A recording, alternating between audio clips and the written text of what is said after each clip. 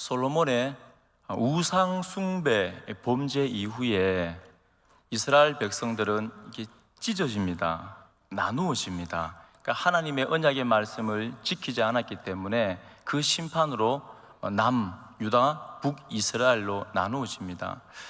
그러면 이 이스라엘 백성들이 우리가 이렇게 살면 안 되겠구나 하고 하나님의 말씀에 겸비하고 영적인 긴장감을 가지고 더 하나님의 언약의 말씀을 돌아보고 이렇게 살면 좋겠는데 역사를 보니까 그렇지 않습니다. 이 북이스라엘은 더 우상 숭배하고 더 완악해지고 하나님을 인정하지 않고 급기야 기원전 722년경에 아시리아 제국에 의해서 완전히 멸망당합니다.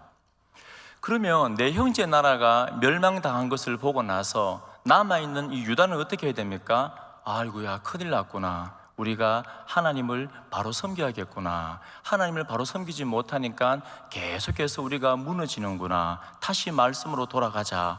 이런 회개 운동이 일어나야 되는데 역사를 보면 그렇지 않습니다. 하나님께서 이스라엘 백성에게 준 그 가나안 땅의 위치가 어떠합니까?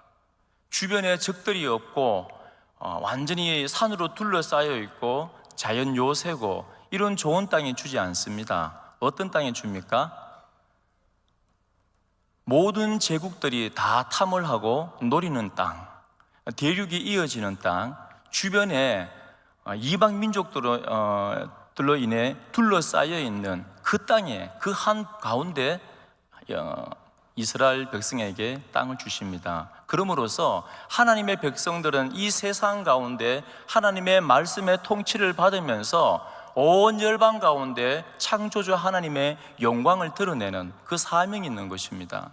그런데 유다는 그렇지 않습니다. 도리어 이 세상에 영향을 주고 살아야 될 이스라엘 백성들이 남유다가 도리어 세상에 영향을 받습니다. 도리어 세상의 영향을 받으면서 온갖 우상 숭배들을 다 하는 겁니다. 이왕 우리가 종교를 가지는데 그 여호와 신의 종교만 가질 거 뭐냐? 암몬의 신의 종교도 가지고 모압의 신의 종교도 가지고 잡다한 종교들을 다 가지고 오는 겁니다. 그래서 하나님께서 가슴을 치면서 안타까운 마음으로 이사야도 보내고 미가도 보내고 하박국도 보내고 예레미야도 보내고 수많은 선지자들을 보내지만 끝까지 폐역하는 것입니다. 그리고 이제 유다 말기가 되었습니다. 여호야긴 시대 때 여호야긴 젊은 왕이 이제 되었습니다. 하나님께서 이제 바벨론의 왕으로 된 지 3개월밖에 되지 않는 느부갓네살에 의해서 이 남유다를 침공하게 되어집니다. 포위를 합니다. 결국에는 남유다가 두 손을 다 들고 항복을 합니다. 그때 바벨론에서 느부갓네살 왕이 여호야긴도 잡아가고 왕족과 귀족들을 많이 잡아갑니다. 그때 함께 잡혀간 사람이 누구냐면 오늘 이 성경을 쓴 바로 에스겔입니다. 그리고 잡혀가면서 바벨론 느부갓네살 왕이 여호야긴의 삼촌 시드기야를 유다의 마지막 왕으로 세웁니다. 그리고 이제 끌고 갑니다. 한 5년쯤 지났습니다. 이 사람들이 그렇게 매를 맞고 포로로 끌려갔으면은 영적인 객관적인 내가 지금 어떤 상황에 있는지 명확하게 알면 좋겠는데 모르는 겁니다. 다시 이스라엘 백성들이 유다 민족들이 포로로 끌려가 있지만은 포로 생활하면서 다시 마음속에 소망을 품기 시작합니다. 헛된 소망을 품기 시작합니다. 우리가 몇백 년 동안 모태신앙인데 하나님이 우리를 선택했는데 우리는 선택받은 민족인데 우리 하나님이 예루살렘에 계시는데 우리는 절대 멸망하지 않을 거야. 봐, 느부갓네살이 5년 전에 우리나라를 침공했을 때에도 예루살렘 성전은 여전히 있잖아. 왕은 여전히 있잖아. 그러면서 이스라엘 백성들이 포로로 끌려갔는데 그 상황 가운데서도 현실을, 영적인 상황을 제대로 파악하지 못하고 헛된 소망을 품고 있는 겁니다. 그래서 에스겔서 1장에서 3장까지는 소명장이고 4장부터 24장까지는 그렇지 아니하다 그러면서 유다의 완전한 멸망을 선포합니다. 특별히 10장에 보면 이제 하나님이 예루살렘 성전에 계시지 않고 예루살렘 성전을 떠나버리는 그 환상을 보게 됩니다. 12장에 가서는 너희들이 그토록 신뢰하던 그 하나님도 이제는 없고 시드기야 왕도 포로로 잡혀갈 것이다 하고 예언을 합니다. 그리고 그 예언대로 실제로 이 시드기야 왕이 그렇게 힘든 환경이 되었으면 이제는 회개하고 하나님께 돌아오면 좋겠는데, 하나님의 말씀을 좀 붙잡고 돌아오면 좋겠는데, 그런 악한 상황 가운데서도 아니야, 내 나라는 내 힘으로 내 지혜로 지킬 거야 하면서 주변의 많은 민족들과 연합을 하고, 또 당시에 어느 정도 강대국이었던 힘이 있었던 이집트와 애국과 연합을 하면서 나는 이집트를 의지하면 돼, 거기는 군사가 많아, 용사들이 많아, 그러면서 끝까지 하나님의 말씀을 순종하지 않는 겁니다. 그래서 기원전 586년경에 에스겔이 이스라엘 그 남은 백성들에게 멸망을 선포했던 것처럼 실제로 그 사건이 일어납니다. 느부갓네살 왕이 와서 예루살렘 성전을 완전히 초토화시켜버리고 회파시키고 불을 질러버립니다. 그리고 시드기야의 두 눈을 뽑아버리고 포로로 끌고 가는 겁니다. 많은 노인들과 장로들은 길거리에서 엎어져 죽고, 아버지가 아들을 잡아먹고 아들이 아버지를 잡아먹는 말할 수 없는 비참한 상황 가운데 놓여지게 됩니다. 그러면서 에스겔은 그 포로로 끌려간 백성들에게 계속 말씀을 전합니다. 너희들이 오랫동안 하나님을 섬긴다고 섬겼지만 회칠한 담과 회칠한 무덤과 같다. 겉모습은 화려하고 종교적인 의식은 잘 지키고 있지만은 그 속은 문드러져 냄새가 난다는 겁니다. 하나님의 말씀의 의도를, 본질을 알려고 하는 마음도 없고, 하나님을 사랑하는 마음도 없고, 사람을 사랑하는 마음도 없고, 공의를 지키지도 아니하고 도덕을 지키지도 아니하고 온갖 잡다한 우상들을, 좋은 산마다 우리나라에 보면 이렇게 절이 많지 않습니까? 그 당시에 아주 멋있는 산마다 뭐가 있냐면 산당이 있습니다. 우상 숭배를 멋진 산에, 골짜기에, 시냇가에 다 있는 겁니다. 게다가 예루살렘 성경 북쪽에 보니까 담무스라고 바벨론에 다산의 신이 있습니다. 그 담무스를 섬기는 그 우상이 예루살렘 성전에 있는 겁니다. 말이 안 되죠. 하나님의 거룩한 성전에 우상을 갖다 놓고 섬기면서도 우리는 선민이야, 우리는 몇백 년 동안 모태신앙이야, 우리는 선택받았어, 하나님 우리 편이야 하는 그 안일한 가짜 구원 가운데 빠져 있는 겁니다.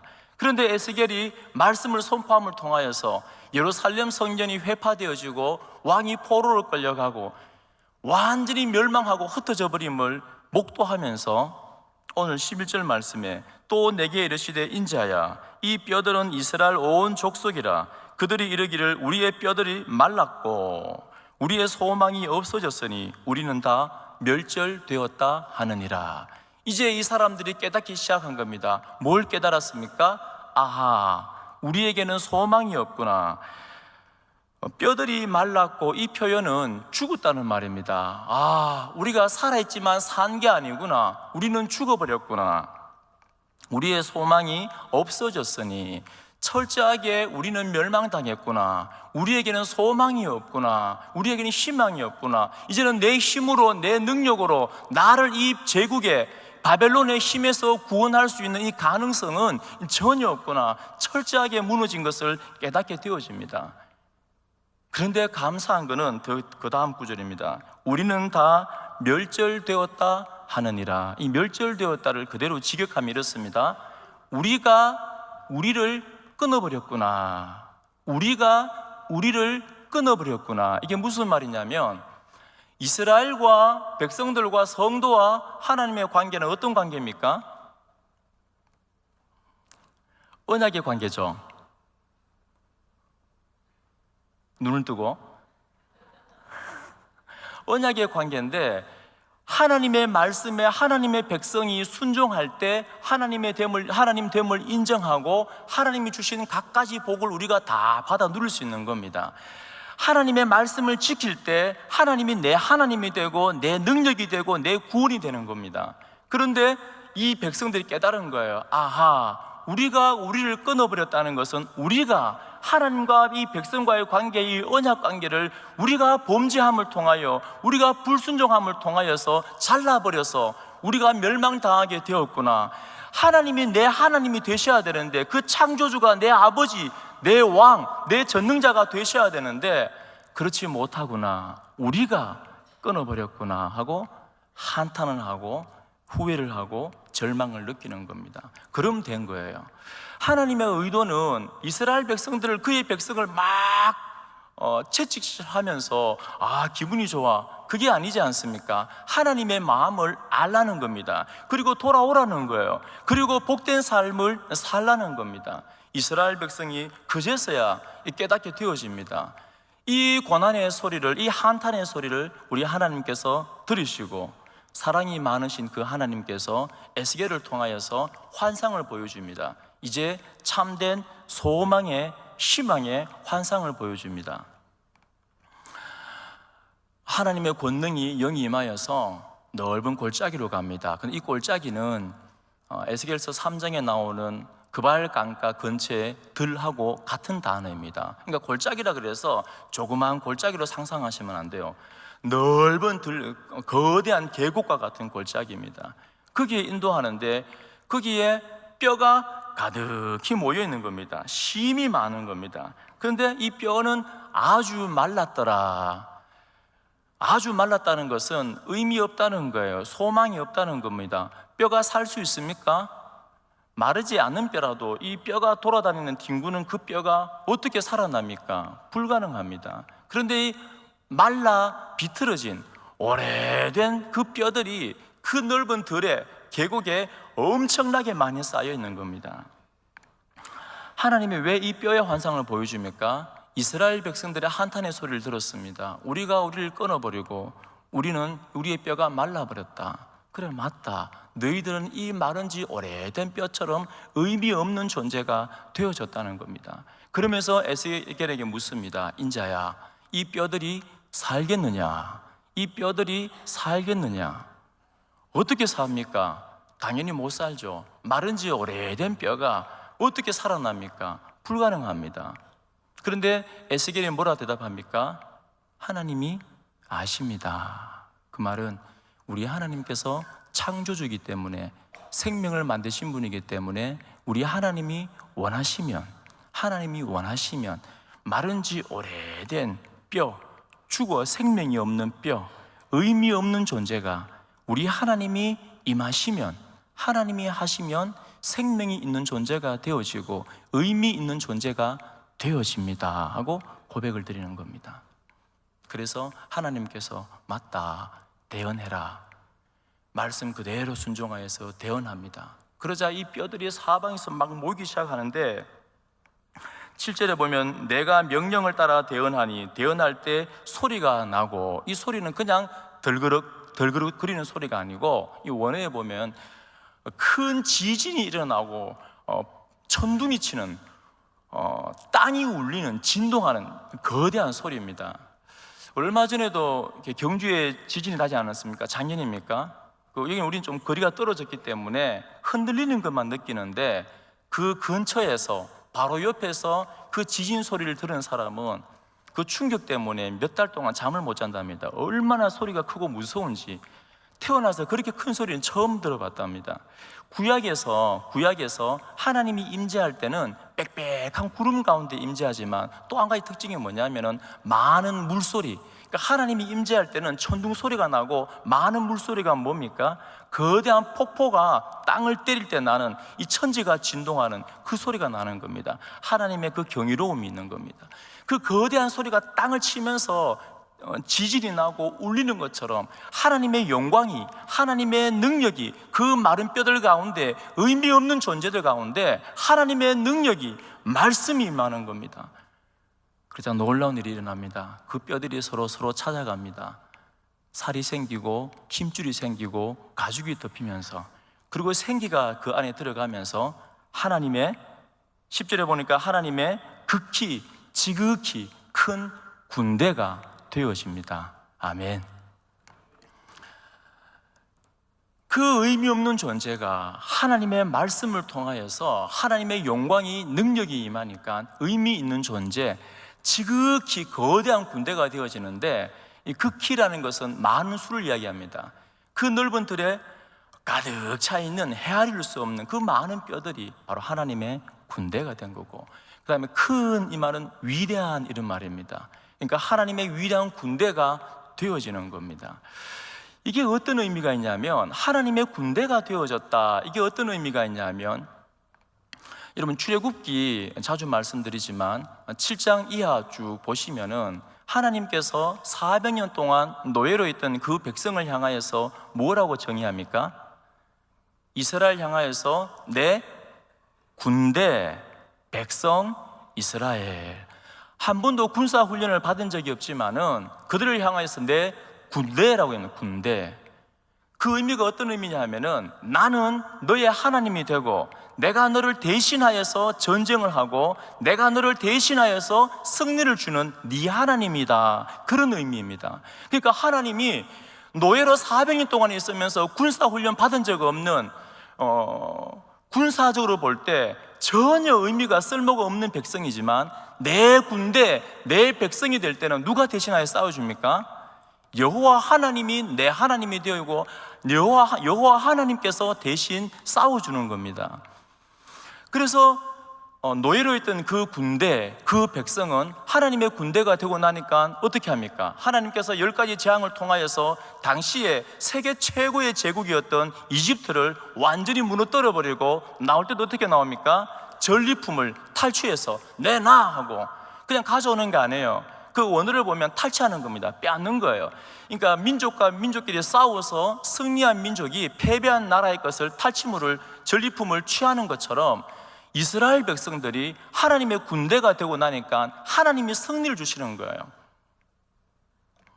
바로 그겁니다. 오늘 이스라엘 백성들이 환상을 보여주는데, 우리는 마른 뼈처럼 의미 없는 존재고 전혀 가능성이 없는 존재였는데, 우리 하나님께서 임하시니까는 하나님의 군대가 되어서 제2의 출애굽을 꿈꾸는 겁니다. 이제는 소망하는 거예요. 400년 동안 노예로 있던 우리 조상들을 승리케 하신 것처럼 우리 하나님께서 이 대제국 바벨론을 무너뜨리고 또다시 우리에게 승리를 주어서 다시 예루살렘으로 돌아가게 하겠구나 하는 그 꿈을 주는 겁니다.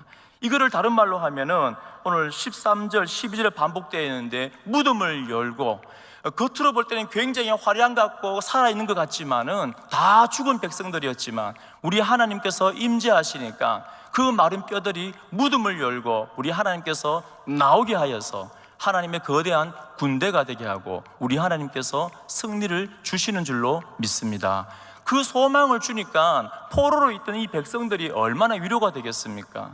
근데 우리도 똑같습니다. 여러분, 우리 자신들을 과거에 한번 돌아보십시오. 우리가 어떤 존재였습니까? 의미가 있는 존재였습니까? 우리가 우리 안에 선을 행할 수 있는 능력이 있었습니까? 사람은 전적으로 부패한 존재입니다. 전적으로 타락한 존재입니다. 가능성이 0.001%가 아니고 제로입니다. 우리 안에는 선을 행할 능력이 없습니다. 내가 내 스스로 선을 행하여서 하나님의 그 의를 만족시키고 내 스스로 나를 천국에 이르게 할 수 있는 그 가능성은 제로입니다. 사람은 전적으로 무능한 존재이고 부패하고 타락한 죄인인 것입니다. 하나님과의 단절된 이 상태에서 우리의 육체는 살아있는 것 같지만 사실은 죽은 겁니다. 우리가 아무리 공부를 많이 하고 아무리 많이 가져 있어도 이 피조물이 감히 창조주를 알지 못하고 하나님과의 이 관계에서 단절되었다면, 끊어져 버렸다면 그는 죽은 겁니다. 그런 우리 존재를 하나님께서 버리지 아니하시고 이 땅 가운데 사람의 몸을 입고 내려오셨습니다. 그리고 십자가 앞에 우리를 다 부르셔서 우리의 모든 죄악들을 다 짊어지고 창조주이신 그 하나님께서 우리 안에, 우리는 가능성이 없기 때문에, 우리는 우리 스스로 우리 죄를 없애고 나를 천국으로 인도할 수 있는 그 가능성이 완전 제로이기 때문에, 우리는 전적으로 타락한 존재이기 때문에 하나님께서 우리를 사랑하셔서 이 땅에 육신을 입고 오시고 그 십자가 앞에 부르셔서 우리의 모든 죄악들을 다 짊어지고 하나님께서 예수 그리스도께서 십자가의 죽으심을 통하여서 예수님의 그 생명이, 예수님의 그 피값이 우리의 모든 죄를 다 사하고도 남음이 있는 줄로 믿습니다.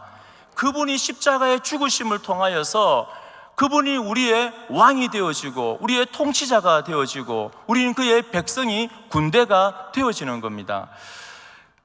예수님께서 우리의 왕이 되심을 통하여서 우리의 원수들을 이기고 승리하시고 그 승리를 우리에게 주시는 분입니다. 사람이 이 땅을 살아갈 때 우리 최고의 원수가 뭡니까? 절대 넘을 수 없는 최고의 적이 뭡니까? 죽음입니다. 아무리 똑똑한 사람도, 아무리 유능한 사람도 죄의 결과로 오는 그 죽음을 이기지 못합니다. 그런데 우리의 왕이신, 우리의 대장 되신 예수 그리스도께서 우리의 모든 죄를 다 짊어지고 죽으셨습니다. 그러나 3일 만에 죽음의 권세를 깨뜨리고 승리하신 줄로 믿습니다. 부활하셨습니다. 그 승리를 하나님의 자녀된, 하나님의 백성된 우리 모두에게 부활을, 승리를 주시는 분인 줄로 믿습니다.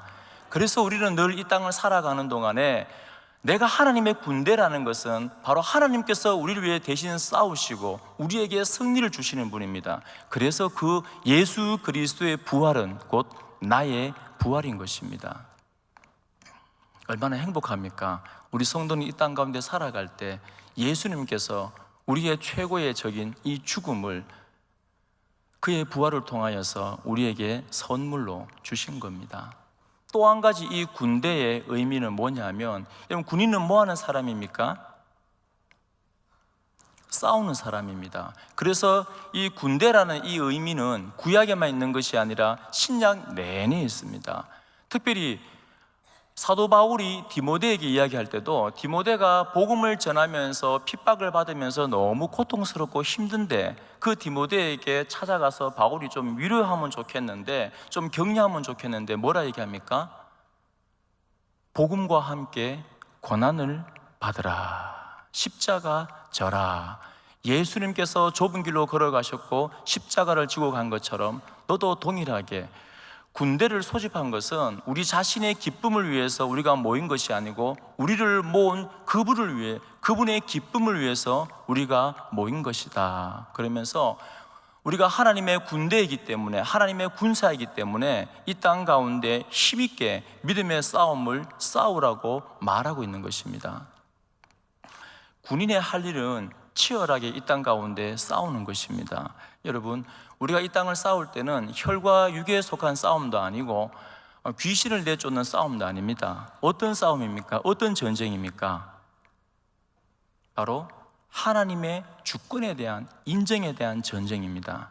하나님의 말씀에 대한 인정하는, 그러니까 하나님의 통치를 인정하는 그 통치권을 드리는 전쟁입니다. 내 나라에, 내 안에 내 나라의 주인이 누굽니까? 마귀는 끊임없이 야, 네 마음은 네 거잖아, 네 생각은 네 거잖아, 네가 이렇게 힘들게 돈 벌었는데 네 거잖아, 이 좋은 환경들 다 네 거잖아, 그렇게 말하면서 우리의 믿음의 뿌리를 흔듭니다. 그런데 우리의 싸움은 그게 아니에요. 내게 아니라 나를 위해 죽으신 예수 그리스도가 우리의 대장이 되어지고 우리의 왕이 되어지고 내 안에 내 나라의 주인은 예수 그리스도이신 줄로 믿습니다. 우리의 가정의 주인은, 우리 교회의 주인은, 대한민국의 주인은, 내 모든 물질의 주인은, 내 모든 에너지의 주인은 바로 예수 그리스도이신 줄로 믿습니다. 이런 치열한 싸움들이 우리 안에 회복되어져야 됩니다. 그게 군인의 정체성입니다. 군인은 싸우는 사람입니다. 잘 싸워야 됩니다. 말씀의 통치권을 붙들고 마귀는 우는 사자와 같이 끊임없이 우리를 괴롭히면서 이건 네 거잖아, 이건 네 거잖아, 너 해, 괜찮아, 끊임없이 내 속에서 나도 그게 넘어가는 겁니다. 저도 너무 쉽게 넘어가요. 마치 이 가정의 주인인 나인 것처럼, 마치 이 물질의 주인인 내 것인 것처럼 내가 계획하고 내가 사용하고. 그런데 하나님은 그렇게 말하지 않습니다. 그 통치권이 우리 모든 삶의 영역의 왕이, 주인이 예수 그리스도가 되어지기를 간절히 소망합니다. 이 믿음의 싸움을 치열하게 싸울 때 우리는 사명을 감당하게 되어지고 구원의 확신을 확고히 붙들게 되어지는 겁니다. 오늘 이스라엘 백성들이 왜 멸망했습니까? 안이란 가짜 구원의 확신 가운데 서 있었기 때문에 무너진 겁니다. 종종 우리나라에도 과거에 이런 복음들이 많이 전해졌습니다. 예수님 믿었으니까, 입으로 고백했으니까, 제가 중요하니까 강조를 많이 하고 반복을 많이 하는 겁니다. 따라 하세요. 따라 했으니까, 입으로 시인했으니까는 당신은 이제 구원받았습니다, 이렇게 말하는데 큰일 납니다. 그렇게 말하면은. 그럼 구원파도 그렇게 말하지 않아요. 우리 종교 개혁의 후손들은, 우리 칼빈주의는, 장로교는 그렇게 말하고 있지 않습니다. 과거에 예수 그리스도를 내 구주로 고백함을 통하여서 신학적인 용어로 칭이라 그럽니다. 우리는 죄인인데 예수님의 십자가 죽으심을 통하여 우리의 모든 죄가 다 사해짐을 통하여서 여전히 죄를 짓고 있지만은 하나님의 공의의 속성을 예수님의 그 죽음이 만족시켰기 때문에 과거에 그 사건을 칭이라고 그럽니다. 내 구주로 고백하는 거. 그리고 현재 이 구원의 사건을 바로 성화라고 합니다. 성화. 지금 말씀의 통치를 받으면서 하나님의 과거의 구원의 은혜를, 감격을, 그 열정을 가슴에 품고 지금 이 순간에 누구든지 나를 따라오려거든 자기를 부인하고 자기 십자가를 지고 좁은 길로 날마다 자기를 부인하고 따라오라고 명령하는 겁니다. 그래서 사도 바울은 내가 열심히 복음 전하고 나마저 떨어져 나가면 어떻게 할 것인가? 그래서 아침마다 눈 뜰 때마다 나는 그리스도와 함께 십자가에 못 박혀 죽어지고 사라지고, 하나님 나는 없습니다. 내 자아는, 내 고집은, 내 가치관은 없습니다. 하나님께서 내 인생에 내 안에 들어오셔서 내 삶을 통치하시고 다스려 주옵소서. 매일매일 이 믿음의 치열한 싸움을 싸우는 겁니다. 그리고 미래에 얻을 그 구원을 영화라고 그럽니다. 근데 이 세 개가 따로 떨어져 있는 것이 아니고 하나로 연결되어지는 겁니다. 그러니까 과거의 칭이 구원받은 그 감격과 그 은혜 가운데, 그리고 미래의 영원한 하나님의 나라에 들어갈 그 영화, 그 소망을 가지고 오늘 하루 십자가 지고 치열하게 믿음의 선한 싸움을 싸우는 이 성화의 과정을 우리는 구원이다, 이렇게 말하고 있는 것입니다. 오늘 여기 나오신 모든 우리 하나님의 사람들은 한 분도 빠짐없이 이 땅을 살아가는 동안에 하나님의 군대로 주의 말씀의 통치를 받으며 힘있게 믿음의 선한 싸움을 싸워나가는, 매일 십자가 지고 가는, 묵상하는 우리 하나님의 사람들 되시기를 소망합니다. 이런 삶을 통하여서 오늘 하나님께서 정말 하고자 하는 말씀이 있습니다. 그게 뭐냐면 13절 마지막에 내가 여호와인 줄을 알리라. 14절 마지막에도 나 여호와가 이 일을 말하고 이런 줄을 너희가 알리라.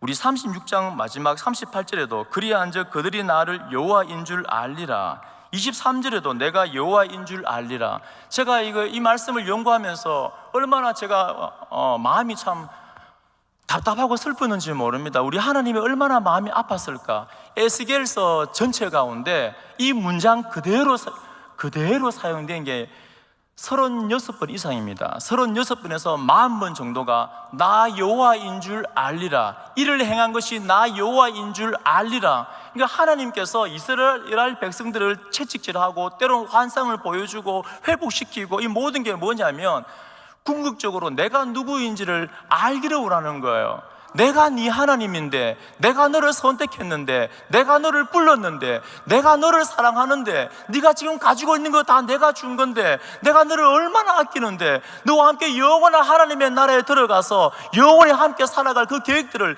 내가 세우고 있는데, 내가 네 아버지인데 알라는 거예요. 알아달라는 겁니다. 36번 이상 40번까지 이 문장을 그대로 이 에스겔서에 반복하면서 네가 이를 통하여서 여호와인 줄, 네 아버지인 줄 알리라 말씀하는 겁니다. 우리 여기 나오신 모든 성도님들, 우리의 전적 타락을 알고 십자가 복음을 알고 하나님의 군대가 됨을 알고 매일매일 치열한 이 전쟁 가운데서 하나님의 그 사랑을, 하나님 됨을, 그 넓이를, 그 깊이를, 그 무한한 사랑을 매일매일 더 알아가고 경험하는 우리 하나님의 사람들 되시기를 소망합니다. 이 땅의 삶의 과정이 하나님을 알아가는 것 같습니다. 어제보다 하나님을 더 알고 또 내일 하나님의 그 사랑을 더 경험하고 하나님 내 하나님 되고, 그래서 이 땅 가운데 살아갈 때 시편 저자의 말씀처럼 수많은 어려움들이 있고 장애물이 있지만은 이제는 다 장애물이 되지 않는 겁니다. 하나님의 놀라운 샬롬이, 평화가, 하나님이 나를 지키고 보호하심이 늘 나와 함께 하시는 겁니다. 그래서 이 땅 가운데 내 하나님 때문에, 내 아버지 때문에 날마다 그분과 동행하며 행복하게 살아가는 우리 하나님의 사람들 되시기를 소망합니다.